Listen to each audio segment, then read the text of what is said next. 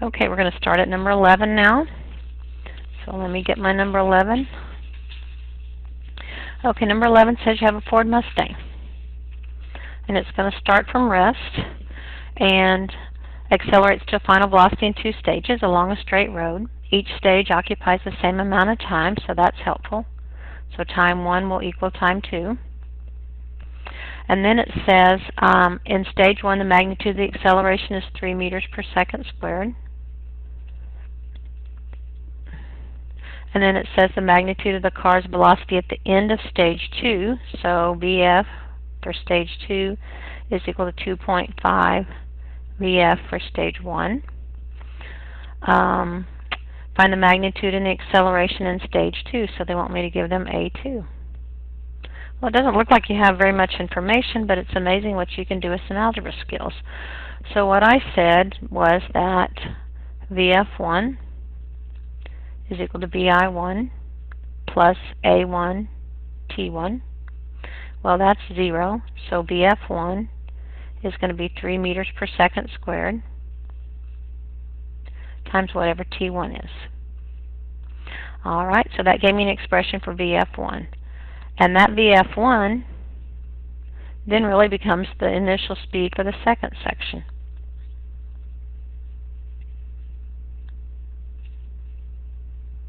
Alright, and then I said, well, for stage 2, VF2 is equal to VI2 plus acceleration 2 times time 2. Alright, and I said, well, we know that VF2 is going to be 2.5 VF1. VI2 was 3.0 meters per second squared times T1 plus A2, which I don't have any clue what it is, and T2 is the same as T1, so I'm just going to keep those consistent. Remember, this is VI2, that's where I got that from. So 2.5, well, VF1 is the same thing as that right there.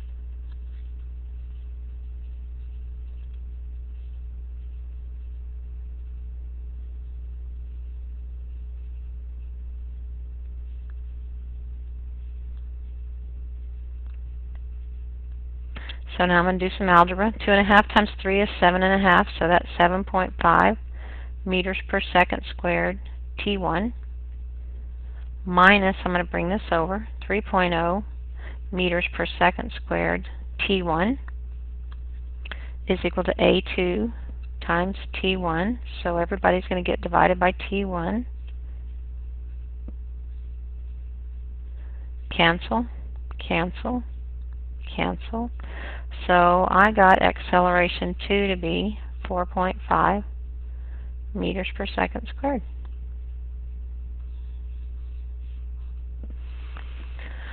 Alright, so that took care of number 11. Let's move on to number 12.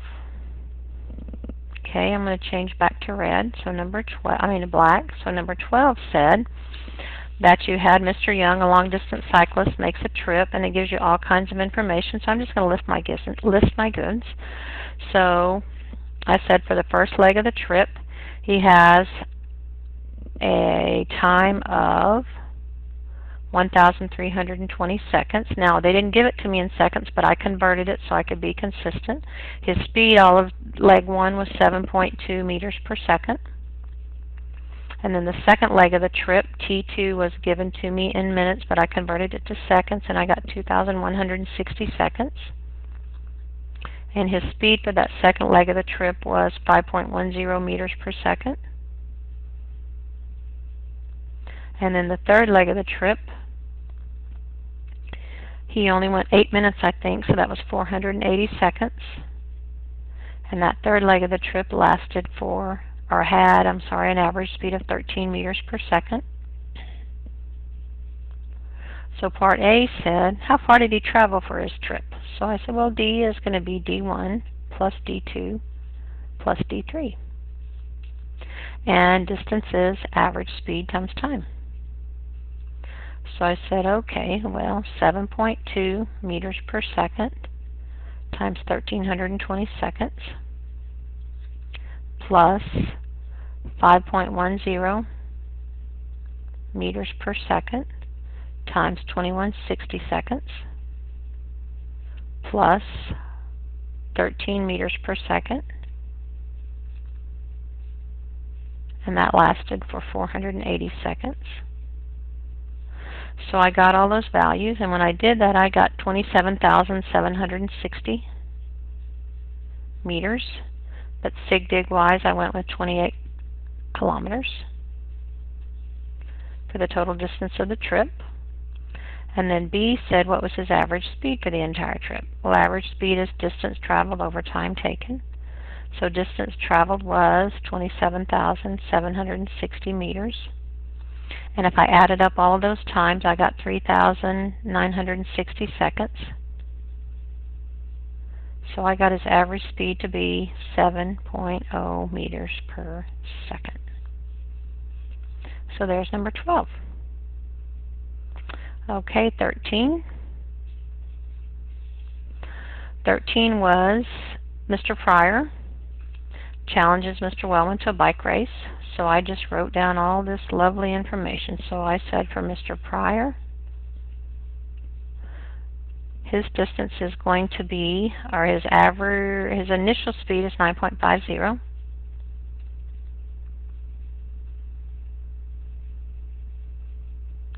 And he's going to have an acceleration of a positive 1.20 meters per second squared. And then for Coach Wellman, I said his average speed was 11.1 meters per second, and he was initially 10 meters ahead of Coach Pryor. And they want to know how much time lapses before Pryor catches up to Wellman. So I said, well, for Pryor, the distance for Pryor was going to be D plus 10 meters. And then I said the distance for Wellman is going to be D, and I can find that D by multiplying his average speed times his time. And I said, well, they're going to travel for the same amount of time, so the time of Pryor equals the time of Wellman. And so I wound up with, for Coach Pryor, 1/2 AT squared plus BIT. So that's his distance, plus 10 meters, has to equal the average speed times the time. So you can already tell we got some issues with some time. We're going to wind up with a quadratic in here. So I said, well, 1/2 A is 1.20 meters per second squared, T squared, plus BI was 9.50 times time plus 10 meters is equal to the average speed of 11.1 meters per second times the time. So I did all the algebra and I solved out the quadratic, and when I did it I got 5.60 seconds.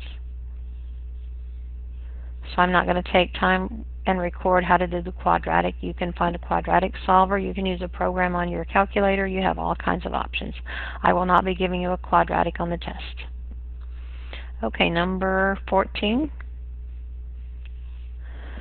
says that we have a hiker. And this hiker does some things that are a little odd.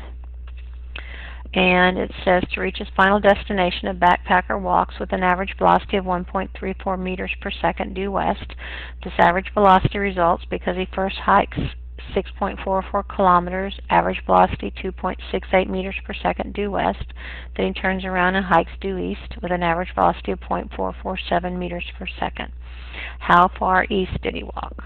So let's take a look at that. So what I said was, okay, distance 1 was when he went west, and I call that negative because it was to the west, 6440. And I take kilometers and put them into meters. And I said that his average speed for that little situation was a negative 2.68 meters per second, and it's negative because it's to the west. All right, and then I said that he went east some distance that I'm going to call D2, and his speed there was 0.447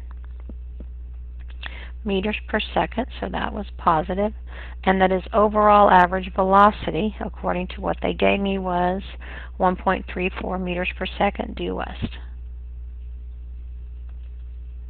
So I got to play around a little bit. So what I said was, well, let me think. So the total displacement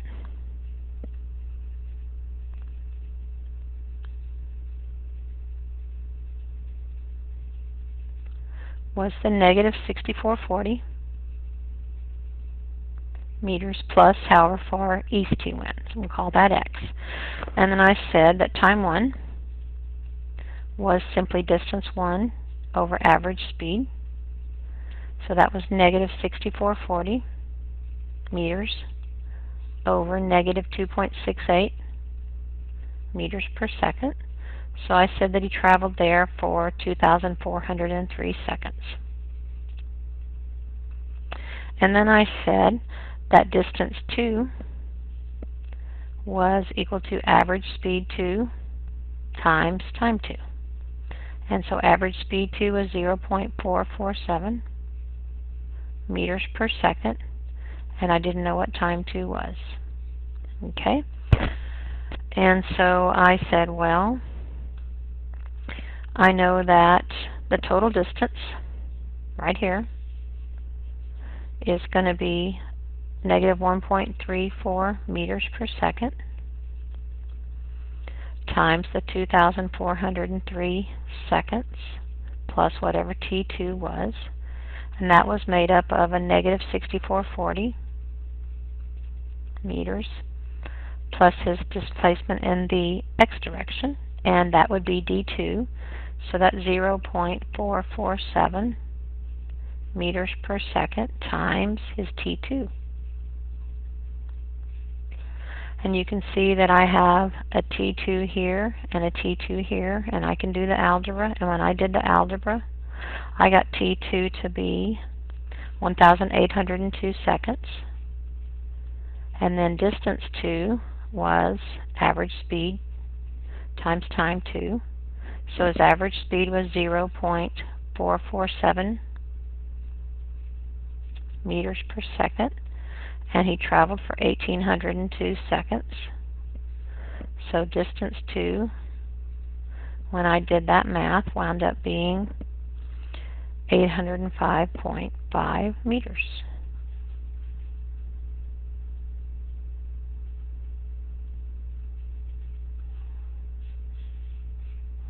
Now, I didn't go through and solve all this out because I'm trying to keep the time under 15 minutes, but you have skills that will allow you to go back and calculate T2.